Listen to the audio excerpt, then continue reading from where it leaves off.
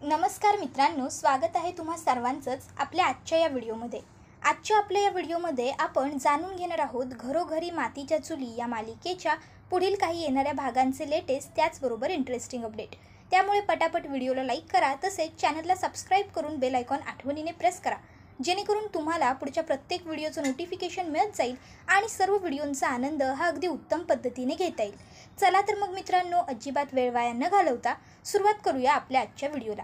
तर आतापर्यंत आपण असं पाहिलंय की आता ऐश्वर्याने एक जबरदस्त प्लॅन केलेला असतो की लताची एंट्री बरोबर आता ज्यावेळेस आता पार्वतीच्या नावाची पूजा सुरू असेल, पिंडदान सुरू असेल, त्याच वेळेस होणार आणि मग आता सगळ्यांचं लक्ष तिच्याकडे जाणार आणि एंट्रीसुद्धा अगदी ऐश्वर्याने खूप मस्त अशी प्लॅन केलेली असते की लता ही पाण्यामध्ये उडी मारणार, ती बुडण्याचं नाटक करणार, मग तिथे बसलेला ऋषिकेश तिला पाण्यातून बाहेर वाचवून काढणार आणि मग ती सगळ्यांच्या समोर मी पार्वती आहे असं सांगणार। अगदी आता ऐश्वर्याने ठरवलेल्या प्लॅनप्रमाणे सगळ्या घटना घडतात सुद्धा आणि आता ती बाई सांगायला सुद्धा लागते की मी पार्वती आहे। आता ही गोष्ट एक्सेप्ट करायला कोणीच तयार नसतं, कारण सगळ्यांना माहीत आहे की पार्वतीचा मृत्यू हा जवळपास 30 वर्षांच्या पूर्वी झालेला आहे आणि आता तर इथे पार्वतीला सुमित्रा ही म्हणायला लागते की अजिबात हात लावू नका माझ्या मुलाला, काहीही कसं बोलताय तुम्ही, कोण कुठली बाई येईल आणि म्हणेल मी याची आई आहे,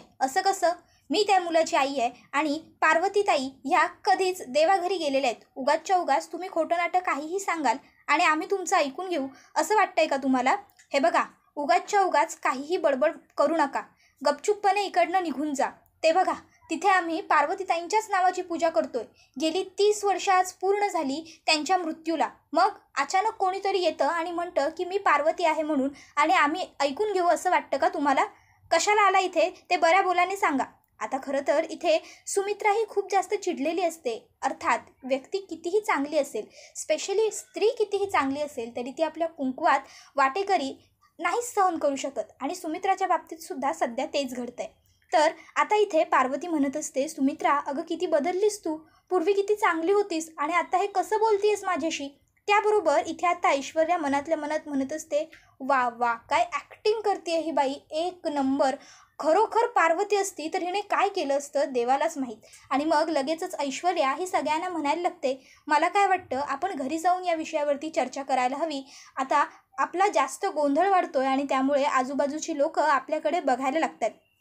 त्याबरोबर आता इकडे ऐश्वर्याने मनामध्ये विचार केलेला असतो की जर ह्या बाईला आपण आता घरी घेऊन नाही गेलो तर सुमित्रा हिला इथूनच हकलवून लावेल, पण जर आपण हिला घरी घेऊन गेलो तर ऋषिकेश त्याच्या आईला घराबाहेर पडू देणार नाही। अर्थात 30 वर्षांनंतर त्याला त्याची जन्मदाती आई मिळाली आहे आणि हे अशी वेडी लोकं जे असतात, भाऊक असतात, त्यांना पटकन गंडवणं सोपं असतं, पण त्यासाठी अगोदर मला ह्या लताला घरी घेऊन जावं लागेल। तर आता लगेचच आजीसुद्धा तिला साथ द्यायला लागतात आणि म्हणतात की हो मला सुद्धा असंच वाटतंय, गावातल्या लोकांना माहीत नाही आहे की ऋषिकेश हा सुमित्राचा मुलगा नाही आहे, जर लोकांना कळलं तर उगाचच लोकांना चर्चेला विषय मिळेल।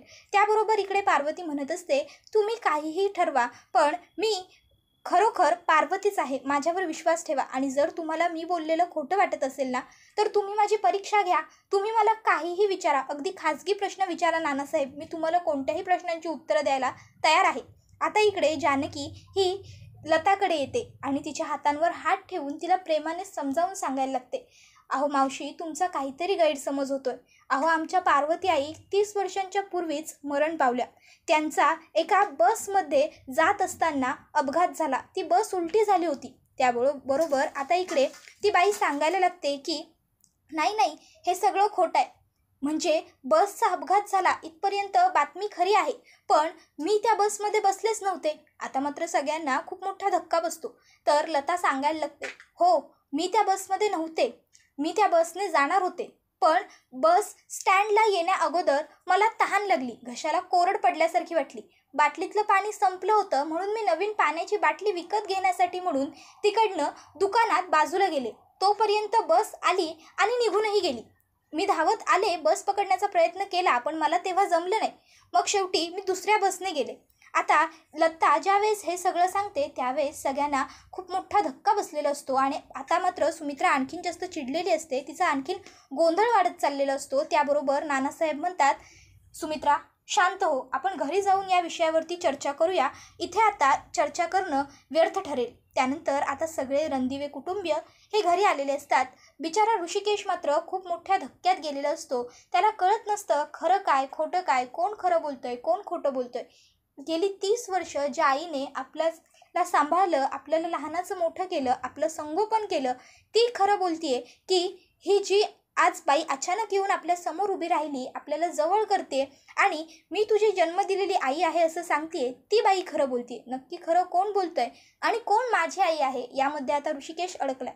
अर्थात ऋषिकेशच काय, कोणतंही मूल या प्रश्नामध्ये अडकेलच जर कोणाबरोबरही असं घडलं तर.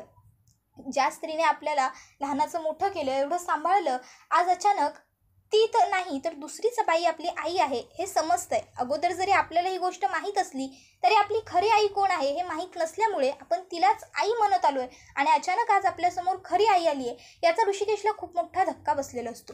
तर आता जानकी ही म्हणत असते, मला असं वाटतं की आपण एक काम करूया, आपण ह्या मावशींना एक संधी देऊयात, मग पुढे काय करायचं ते आपल्याला कळेलच. त्याबरोबर आता सुमित्रा ही म्हणायला लागते की नाही, अजिबात नाही, काही संधी वगैरे मिळणार नाहीये या बाईला. कसली संधी आणि काय बोलतेस तू हे सगळं जानकी? ही बाई मला ह्या घरात नको आहे म्हणजे नको आहे, समजलं? त्याबरोबर आता जानकी म्हणायला लागते की मला असं वाटतं या विषयावरती आपल्या सगळ्यांचीच मतं वेगवेगळी होत चालली आहेत. त्यामुळे आपण नेहमी जो पर्याय करतो तोच करूया. त्याबरोबर सगळे जानकीकडे बघायला लागतात आणि विचारतात, म्हणजे नेमकं काय बोलायचंय तुला? त्यावर जानकी सांगते, कुटुंब कलश कौल. त्याबरोबर लगेचच इकडे नानासाहेब म्हणतात, हो हेच योग्य ठरेल. मग जानकी सगळ्यांच्या हातामध्ये कागद देते, सगळेजण आपापली मतं त्या कलशात टाकतात आणि मग आता जानकी मतं वाचते. आता मतं अगदी इक्वल झालेली असतात. त्या बाईला या घरात ठेवून घ्यायचं आणि नाही ठेवून घ्यायचं. मग आता जानकी म्हणते, आता आपण काय करायचं या सगळ्याबद्दल? तर आता नानासाहेबांना सुद्धा प्रश्न पडलेला असतो की काय बरं करता येईल आता, कारण मतं सुद्धा सारखी आहेत. आता इथे प्रश्न उद्भवलेला असतो आणि मग जानकीलाच उत्तर सुद्धा सापडतं. जानकी म्हणते, माझ्याकडे एक पर्याय, आपण या बाईंना आपल्या घरात सुद्धा ठेवून नाही घ्यायचं आणि घराच्या बाहेर सुद्धा नाही हकलायचं. त्याबरोबर आता सुमित्रा तिला विचारते, ते कसं? त्यावरती सांगते, आपण यांना काही दिवस आपल्या आउट हाऊसमध्ये राहायला लावू, म्हणजे यांना आपण हकलल्यासारखंही नाही होणार आणि घरात घेतल्यासारखंही नाही होणार. त्याबरोबर आता इकडे लगेचच खोटी पार्वती म्हणजेच लता म्हणायला लागते की किती वाईट वेळ आली आहे माझ्यावर. एवढे दिवस कुठे कसे बसे आयुष्य मी घालवले, व्यतीत केले आणि आज जेव्हा मी माझ्या स्वतःच्या हक्काच्या घरी आले, स्वतःचा मुलगा स्वतःचा नवरा हयात असताना सुद्धा मला त्यांच्याच घरात आउट हाऊसमध्ये राहायला लागतंय. पण असू देत, माझी काहीच हरकत नाही आहे. जर मला माझा मुलगा आणि नवरा परत हवा असेल तर मला ह्या अग्निदिव्याला सामोरं जावंच लागेल. आता खरं तर लता हे सगळं बोलून ऋषिकेशला मॅन्युप्युलेट करण्याचा प्रयत्न करत असते आणि आता ते घडत सुद्धा असतं. ऋषिकेश मॅन्युप्युलेट होत चाललेला असतो. जानकी ऋषिकेशला त्याचं मत विचारते, पण ऋषिकेश जानकी तुला जे योग्य वाटेल ते कर असं सांगून स्वतःचं मत देणं टाळतो आणि तिकडनं निघून जातो. तर आता नानासाहेब हे 2-3 दिवस विचार करतात. त्यांना सुद्धा काही सुचत नसतं की आपण आता नेमकं काय करायचं आणि कशा पद्धतीने खरं शोधून काढायचं. मग आता नानासाहेब हे म्हणायला लागतात की माझ्याकडे एक कल्पना आहे. मी ह्या बाईला ते प्रश्न विचारेन जे फक्त आणि फक्त आजपर्यंत माझ्यामध्ये आणि पार्वतीमध्ये होते ना. ते कधी गोष्टी मी सुमित्राला सांगितल्यात. आता ठरल्याप्रमाणे नानासाहेब त्या बाईला सांगतात की मी तुम्हाला ते सगळे प्रश्न विचारेन जे फक्त मला आणि पार्वतीला माहीत होते. जर तुम्ही चुकीची उत्तरं दिली तर मात्र तुम्हाला या घराच्या बाहेर जावं लागेल आणि हे सिद्ध होईल की तुम्ही पार्वती नाही आहात. त्यावर लता म्हणते, हो चालेल, मी तयार आहे ही परीक्षा द्यायला. त्याबरोबर आता इथे नानासाहेब तिला पहिला प्रश्न हा विचारतात की मला सांगा, आपलं ज्यावेळेस लग्न झालं होतं त्यावेळेस आपण फिरायला कुठे गेलो होतो? त्यावरती बाई पटकन उत्तर देते, नानासाहेब अहो असं काय करताय, आपलं ज्यावेळेस नवीन लग्न झालं होतं त्यावेळेस बाजार समितीच्या निवडणुका सुरू होत्या, मग आपण फिरायला कसे जाणार होतो? आपण कुठेच फिरायला गेलो नाही. आणि मग बाजार समितीच्या निवडणुकांचं काम पूर्ण झाल्याच्या नंतर 2-3 महिन्यांनी आपण एक नवीन चित्रपट आला होता, त्यावेळेस तो चित्रपट बघायला गेलो होतो आणि त्याचं नाव छबिना होतं. आता ह्या बाईने दिलेलं उत्तर अगदी बरोबर असतं. नानासाहेब तिच्याकडे बघतच राहतात. मग नानासाहेब तिला पुढचा प्रश्न विचारतात, बरं मला सांगा, ऋषिकेशच्या हातामध्ये जे कडं आहे त्याच्यावर कुठला नंबर आहे? त्याबरोबर आता लगेचच ती बाई म्हणते, नानासाहेब विचारून तुम्ही हा प्रश्न विचारात विचारलात मला? आणि मग ती सांगते ऋषिकेशच्या हातामध्ये जे कडा आहे त्याच्यावरती 9541 हा अंक आहे आणि हा नंबर जो आहे तो आपल्या देवघरामध्ये जी तिजोरी आहे, जी गुपित तिजोरी होती, तिच्याबद्दल कोणालाच माहीत नव्हतं, फक्त तुम्हाला आणि मला माहीत होतं. तिचा हा पासवर्ड होता आणि हे कडं मी ऋषिकेश जन्माला आला तेव्हाच त्याच्यासाठी बनवून घेतलं होतं, कारण मला माहीत होतं मी जगणार नाही, मला आजार झाला आहे. पण नियतीने काही वेगळं केलं, मी जगले आणि ते घर माझ्या नावावर होतं आणि तेच घर मी ऋषिकेशच्या नावावरती केलं होतं. तुम्ही ते घर मला माझ्या वाढदिवसाला भेट म्हणून दिलं होतं, बरोबर ना? त्याबरोबर मात्र आता नानासाहेबांना खूप मोठा धक्का बसतो, कारण ही बाई जे काही सांगत असते ते सगळं अगदी तंतोतंत बरोबर आणि खरं सांगत असते. हे सगळं बघून आता सुमित्राला सुद्धा खूप मोठा धक्का बसत चाललेला असतो. तिला सुद्धा कळत नसतं की हे सगळं काय होतंय माझ्या डोळ्यासमोर. माझं घर आता जवळपास मी इतके वर्ष सांभाळलंय, संसार केलाय आणि आता तो तुटत चाललाय, कारण की पार्वती घरी आली आहे असं आता सुमित्राच्या मनामध्ये यायला लागलंय. अर्थात सुमित्राच्याच काय, कोणत्याही स्त्रीच्या मनात हाच प्रश्न उद्भवेल. आणि आता इतके वर्षांपासून जे सगळं मी जतून ठेवलंय, मी सांभाळलंय, आता ते सगळं माझ्यापासून निघून जाणार, माझा मुलगा माझ्यापासून दूर जाणार. ह्या सगळ्या गोष्टींचं दुःख सुमित्राला होत असतं आतून आणि मनातल्या मनात ती खूप खचत चाललेली असते. तर आता इथे पार्वती ही म्हणायला लागते, बोला नानासाहेब, आणखीन तुम्हाला माझी परीक्षा घ्यायची आहे का? की आता तरी पटलं तुम्हाला की मीच पार्वती आहे म्हणून? बोला ना नानासाहेब, गप्प राहू नका, माझ्या प्रश्नाचं उत्तर द्या. त्याबरोबर आता जानकी म्हणते, नानासाहेब या बाईंनी सगळी उत्तरं बरोबर दिली आहेत का? नानासाहेब होकार देतात. मग जानकी म्हणते, आता तुम्ही या घरामध्ये राहू शकता, आमची काहीच हरकत नाही आहे. मी तुम्हाला तुमची खोली सांगते. आणि मग जानकी तिला एक खोली देते. तर आता मात्र ऋषिकेशला सुद्धा कळत नसतं की या बाईने सगळं बरोबर कसं सांगितलं, म्हणजे ही जे बोलते ते खरं आहे का? हीच आपली आई म्हणजेच पार्वती आहे का? तर दुसरीकडे ऐश्वर्याला, सारंगला, त्याचबरोबर आजीला मात्र खूप जास्त आनंद झालेला असतो, कारण आता इथे सगळं काही अगदी त्यांच्या मनाप्रमाणे घडलेलं असतं.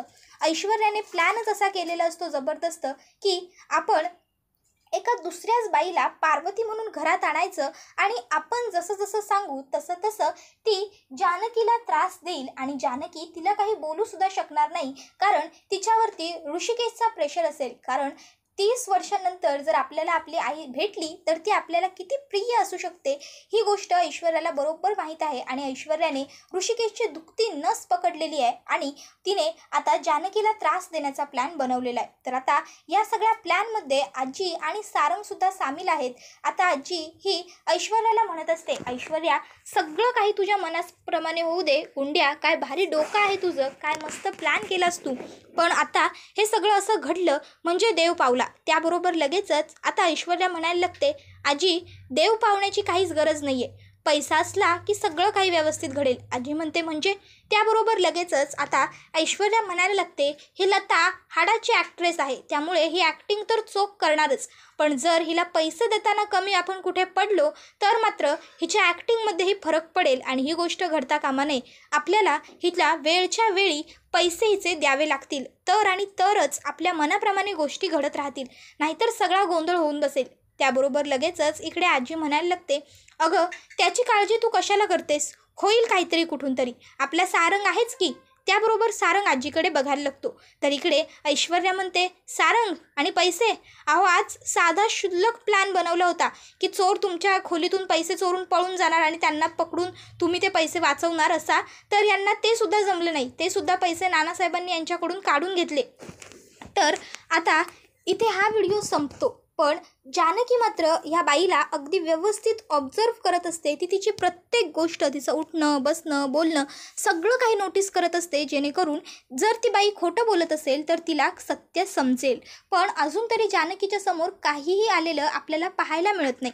तर आत्ताचा व्हिडिओ इथेच संपतो. मित्रांनो, व्हिडिओ आवडला तर व्हिडिओला लाईक आठवणीने करत चला, त्याचबरोबर चॅनलला सबस्क्राईब करून बेल आयकॉनसुद्धा प्रेस करत चला, जेणेकरून तुम्हाला पुढच्या प्रत्येक व्हिडिओचं नोटिफिकेशन मिळत जाईल आणि सर्व व्हिडिओंचा आनंद हा अगदी उत्तम पद्धतीने घेता येईल. तुम्हाला काय वाटतं, आता जानकी शोधून काढू शकेल का पार्वती म्हणजेच खोटी पार्वती, पार्वती नसल्याचं सत्य? की आयुष्यभर जानकीला ही गोष्ट कळणारच नाही आणि लता तिचा सासूसारखा छळ करत राहील ऐश्वर्या आणि आजीच्या सांगण्यावरून, ते आम्हाला कमेंट करून नक्कीच सांगा. त्याचबरोबर आपला हा व्हिडिओ तुमच्या जास्तीत जास्त कुटुंबियांबरोबर तसेच मित्रपरिवारांबरोबर सुद्धा नक्की शेअर करा, जेणेकरून त्यांनासुद्धा आपल्या अशाच उत्तम व्हिडिओंचा आनंद घेता आला पाहिजे. आजचा व्हिडिओ इथेच संपतो. अजिबात वेळ वाया न घालवता आपण इथेच थांबूया. पुढचा व्हिडिओ येईपर्यंत ह्या व्हिडिओचा छान पद्धतीने आनंद घेत राहा. टाटा बाय बाय, धन्यवाद, टेक केअर.